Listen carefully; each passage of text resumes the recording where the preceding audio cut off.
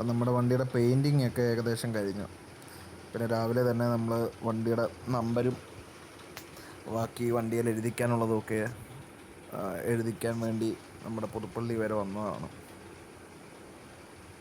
അപ്പോൾ പുള്ളിയാണിത് എഴുതുകയൊക്കെ ചെയ്യുന്നത്.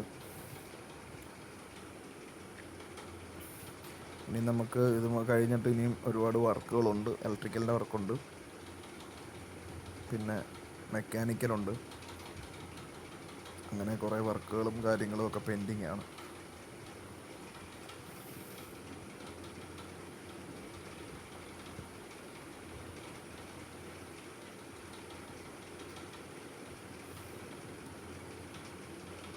ഇപ്പോൾ പെയിൻറ്റിങ് കഴിഞ്ഞിട്ട് നമ്മൾ ഇപ്പം ഇലക്ട്രിക്കലിൻ്റെ വർക്കിന് വേണ്ടി വന്നതാണ്. നമ്മുടെ ടെയിൽ ലാമ്പെല്ലാം പോയിട്ടുണ്ടായിരുന്നു, അതെല്ലാം മാറി. ഒരു സൈഡിലെ ടെയിൽ ലാമ്പിൻ്റെ ഗ്ലാസും മാറി, ഒരു സൈഡ് സെറ്റായിട്ടും മാറി. ഇനിയിപ്പം അടുത്തത് മെക്കാനിക്കൽ വർക്കാണ്. എൻ്റെ പ്ലേറ്റിൻ്റെ ആങ്കർ ബോൾട്ട് ഒടിഞ്ഞിരിക്കുകയാണ്, അതെല്ലാം ചേഞ്ച് ആക്കണം, ടയർ മാറണം.